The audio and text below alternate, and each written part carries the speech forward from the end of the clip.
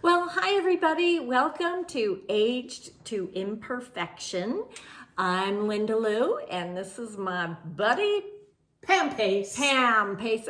I did know her name. I didn't look at her like, and Yeah, you glance are. down. Oh, I have done. Oh, yeah. Well, we're happy that you're here, that you came back. And we have a topic today that I think is going to hit home with a lot of people. Have you ever been afraid to try something new for fear that you wouldn't be good enough, that you would fail, people would laugh at you, what would people think? Well, that's what we're going to talk about today. And this podcast is something new for us. Neither of us have done podcasts before, certainly not with video. Years ago, I did something that was called Blog Talk Radio.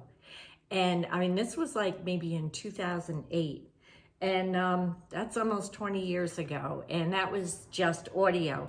So being out here in video and looking at all my imperfections, you don't a little have. hard. That's what we have aged to this imperfection. That's right. Okay. We've Right. aged to this. And we embrace the And we embrace imperfections.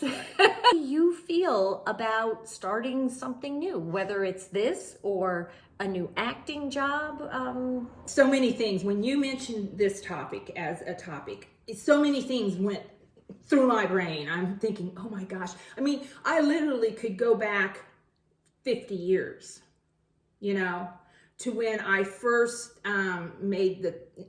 initially made the thought of, I'm going to jump out of political science as a major into theater as a major. Wow. Yeah. So changing that, but as we've grown and aged, I have done things now that I kind of go, who would have ever thought? Mm-hmm. Like what?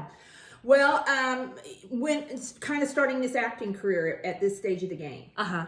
I have a couple of degrees in theater, and the funny thing is that I didn't use them because I was told once, you know what you do with a degree in theater? Work at Starbucks? You ask, would you like French fries with that hamburger?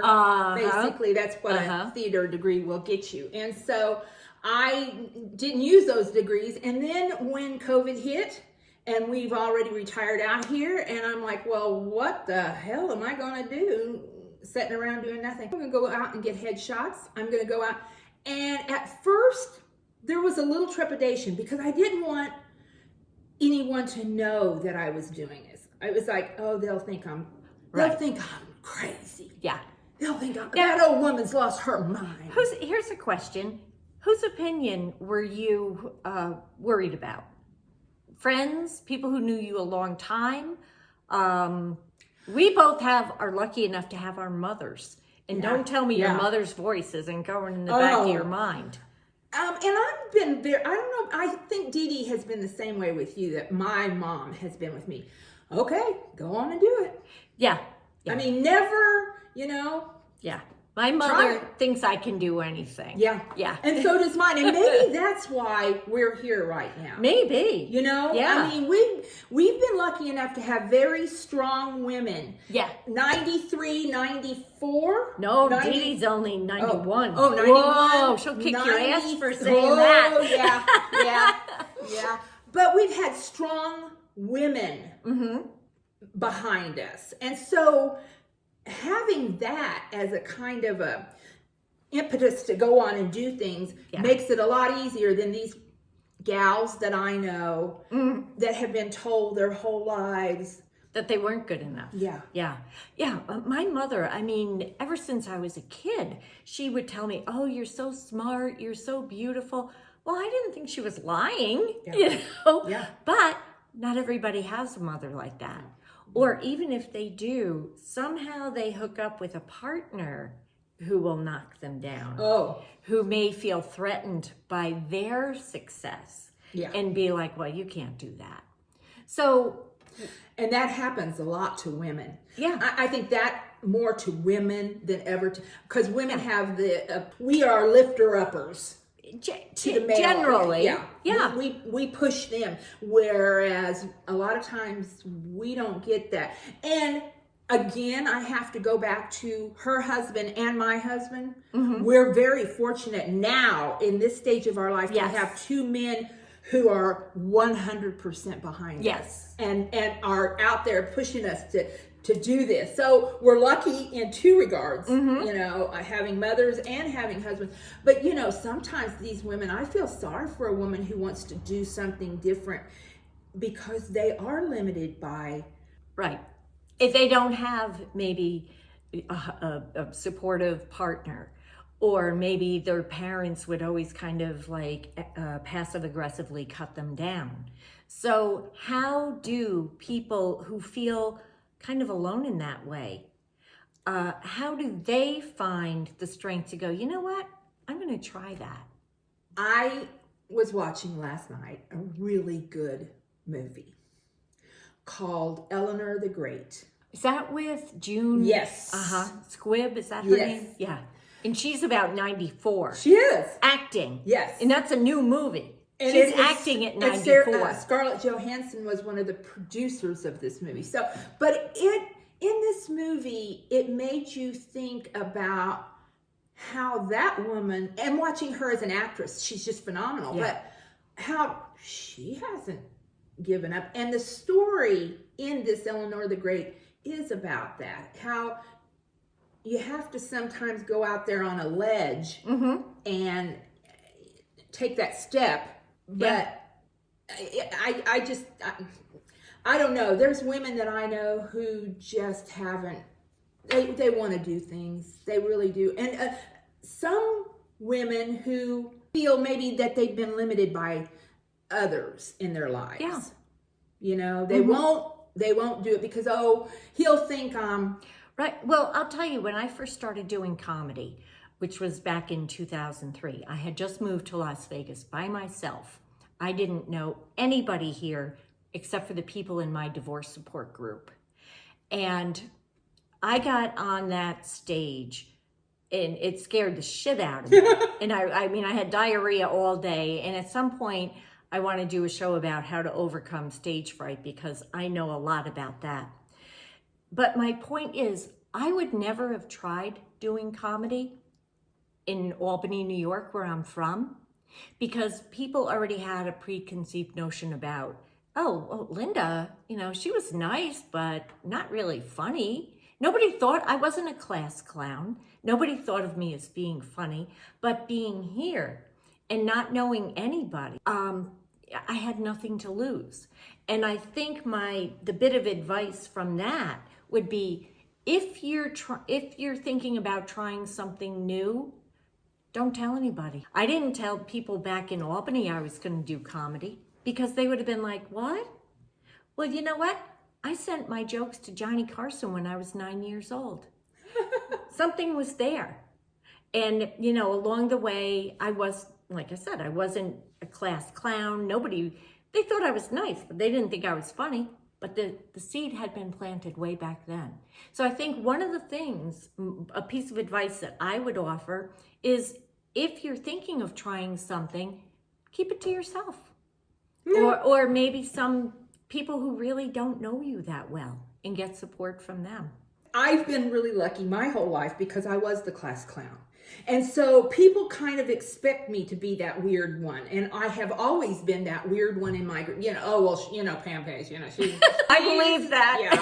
Yeah, she's kind of out there, you know, and I always have been. So in that regard, I'm perfectly okay with it. But that's funny that you say that, because I have 2 separate Facebook accounts that I post different things to, because I don't want my friends back home to see what I'm doing. Wow. So they're my friends on one Facebook platform, and my other Facebook platform is me being me. So why wouldn't you want your friends back home to see what you're doing? Because I only have one and I don't care. And I just feel like, if they don't like me, well, bye. You know, we're going to get into some things in this podcast. We're going to, you know, this is why we're here, is to explore our age. And I fell down. What do you mean? We all have our trepidations along life's way. You know, we all have that point where we go back and go, I mean, unlike Donald Trump, I do regret things that I've done in the past. I truly regret things that, and there's haters out there.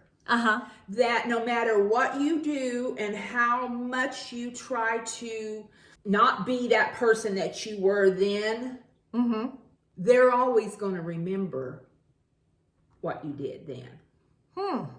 They're always going to. Well, I mean, how important is their opinion? Not very. Yeah. But for me, coming from a small town, a rural area where everybody knows everybody else, including every member of your family and your family who have worked very hard not to be in the limelight, they don't want this that Pam wants. Yeah. And so in honor of them, that's why I don't want them to be embarrassed at something I might say or do over here to people So you feel because you're so outgoing and, let's say crazy, so they may not see that as being entertaining or see it in the same light. I feel that the older I get, the less I give a shit about what people think of me. I mean, I want them to think I'm a nice person. And if they don't, it's on them. I mean, I know I'm a nice person. But do you feel like the older you get, you're like, fine. I could give a good, about really what, but I do care that my family, because they've worked hard to attain a certain, and I don't want them, what I do to reflect on them. Right. And so that's why, but most people. Yeah, and more so too. And the older I get. I always want my mother to be proud of me. I mean, I'm 68 years old and it's important that my mother's proud of me, but I also think about my children and my grandchildren that I want them, of course, never to be embarrassed. Right. But I mean, you can embarrass people pretty easily. But, so I do keep them in mind. But as far as like just people on the periphery, and there's always going to be haters. There are, and as my mother would say, they're just jealous. That's what she told me from the time I was a kid.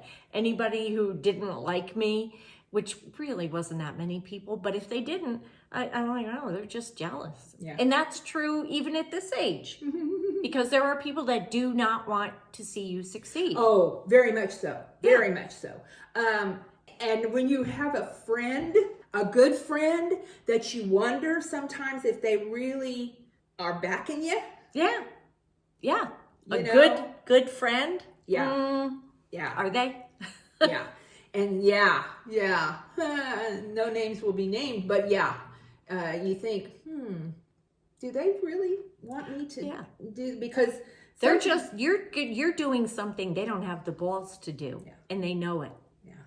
And so to me, that would be even more of a reason to do it. Show them, I mean, sometimes step off of that ledge. Step off the ledge and have that, they call it a micro audience. Have that micro audience in mind that, boy, you are going to succeed. And I know that has helped me. Yeah. I think sometimes I'm too out there. But, what? But I don't care. I tell my husband all the time, honey, this is me. You signed on for this and this is what you're going to get. And, I've always said that I'm one of those personalities, and I truly, truly, honestly believe this.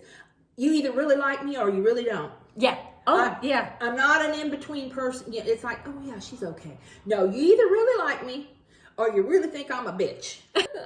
And I can be that. But it's either or with me, And I think 7 to 8 times out of 10, I'm okay with people. Oh, yeah. You're always going to have those 3% that are haters. And you have a very big presence. I do. And people who have a big presence may be like, oh, well, who's this new girl in town? Yeah. And so they may feel like, oh, you're stepping in their territory. But who cares? Who cares? Yeah. So that would be my advice, is just to do it anyway. And you don't, something to keep in mind is nobody hits a home run the first time at bat. So allow yourself the imperfection and realize that whatever you do, if you keep with it, you're only going to get better. There's going to be a day where we look at these early podcasts and go, oh shit, oh, what are you doing? Oh my God, that sucked. But so what? You have to take those steps, and you have to be at peace with knowing you're only going to get better. And if it's imperfect in the beginning, good, because it'll get better as you go. We're going to get better as we go. We have to. There's no place but up. That's right. So I think this is a good topic for today. I hope you all enjoyed it. I hope you listened all the way through, because our little tidbits of knowledge, we age those to imperfection. But we hope you join us. Hit the little like icon. Oh, yes. Yeah. Subscribe. Like and follow and subscribe and do all that stuff that we need you to do to stay on. So we're enjoying this. We're having a good time. Thank you for joining us. We appreciate it. And see you next time.